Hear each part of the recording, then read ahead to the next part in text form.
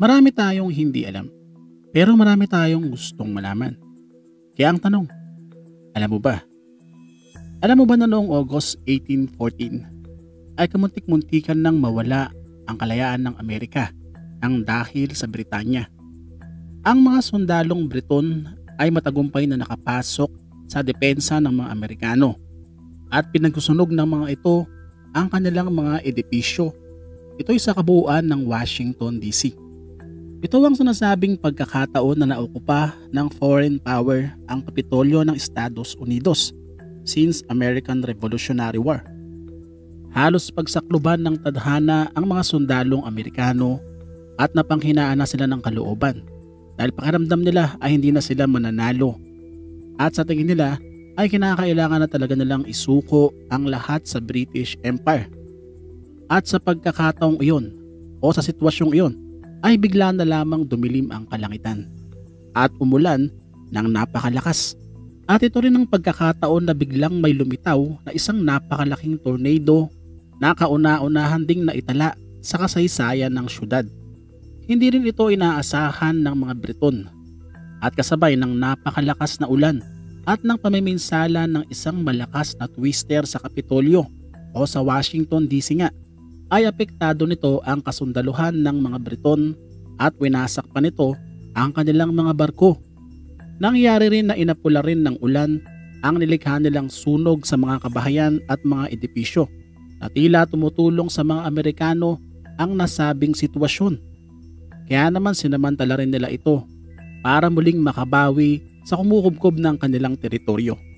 At sa kabutihang palad nga ay pumalig na ang sitwasyon sa kanila o sa mga Amerikano at muli nilang naagaw ang Washington DC sa loob lamang ng isang araw. Alam mo ba na pagdating sa natural wonders ay isa na siguro ang Aurora Borealis sa hindi matatawaran pagdating sa kagandahan. Ang napakagandang display na ito ng kalikasan ay tinatawag ding Northern o Southern Lights. Kadalasan ay namamataan ito sa mga polar regions. Nagliliwanag ito sa kulay green, red, yellow, blue, at violet. At meron din itong iba't ibang mga itsura. Merong tila arko at meron ding parang sinag lamang at kung ano-ano pang korte at itsura. Sa totoo lamang ang Northern Lights ay nakatala na sa mga nahalungkat na impormasyon sa kasaysayan na kahit pa ang mga sinaunang taong nabuhay nung unang panahon ay naranasan na ito o nakita na. Pero syempre, kamakailan lang naman natuklasan kung ano nga ba ang dahilan ng pagkakaroon ng ganitong phenomenon. Ang araw ay nagbibigay liwanag sa pamamagitan ng isang high energy particles o isang ions na ang bilis ay 1 million miles per second. At kung ang stream na ito o plasma ay makarating na sa magnetic field sa ating mundo sa gawing polar regions, ay nangyayaring ang mga electrically charged na particles na dala nga ng sinag ng araw ay babangga sa gases na nasa ionosphere at agad itong magliliwanag na halos kahalintulad din ng paglikha ng isang neon light. Ang pagdaan kasi ng isang electron sa gases sa isang neon tube ay lumilikha nga ng neon light. Pero alam nyo ba na ang ganito palang senaryo o phenomenon nga ay lumilikha ng isang interference sa linya ng mga kuryente, sa signal ng radyo, television, sa broadcast at maging sa mga satellite communication. Alam mo ba na noong May 1961, itong si Newton Minow, ang chairman ng Federal Communication Commission sa Amerika, ay nakipag-usap sa National Association of Broadcasters.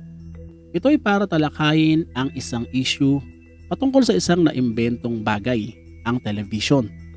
Ito ay dahil sa panahong iyon sa Amerika ay sobrang adik ng mga tao sa telebisyon na baliwala ng kahalagahan ng libro, magazine at dyaryo dahil karamihan ay nakatutok talaga sa TV. Dahilan para ang halos lahat ng mga bahay o mga tahanan ay magkaroon ng TV set at maging ang mga kwarto ng kanilang mga anak o mga teenagers ay nilagyan din ng kanya-kanyang sariling TV. At ang mga TV ito ay nilagyan pa ng napakaraming channels, kaya naman sinasabing ang panahong iyon ng television era at ang panonood ng TV ay kinaadikan ng husto. Alam mo ba na ang black holes ay isang kakaibang phenomenon sa ating kalawakan? At ito ay sinasabing sanhi ng pagiging concentrated ng mass ng isang bagay. Ito ay dahil sa isang matinding gravitational pull. Halimbawa, ang isang bituin na may 10 ulit ng mass sa ating araw ay magiging isang black hole. Dahil ito ay makokompress na paliit ng paliit na halos kasing laki na lamang ng size ng New York City ang diametro. Ang minimum speed na require para malabanan ang gravity sa ating mundo ay tinatawag na escape velocity. At imaginein mo, kung ang isang bagay ay mayroong escape velocity pero ang taas naman ito ay velocity of light o 186,000 miles per second. Ganon ang ideya ng pagkakaroon ng black hole. Pero sa kabila ng wala pang nakakapunta talaga sa black hole, ay marami namang mga scientists ay inoobserbahan na ito. Ang sinasabing gravitational force sa black hole ay napakataas na kahit pa ang batas ng physics ay hindi mo na may a-apply dito. Pero paano mangyayari na isang bagay ay magiging concentrated para makalikha ng isang black hole? Sinasabing nangyayari ito kapag ang isang bituin daw ay namatay na, kung saan ay patuloy pa rin na nagbabanggaan ang mga core nito na lumilikha nga ng pagliit ng mass at patindi ng patindi ang gravitational force na kahit sino ay hindi makaliligtas sa paghigop nito. Para sa marami pang alam mo ba, see you sa next episode. Bye-bye.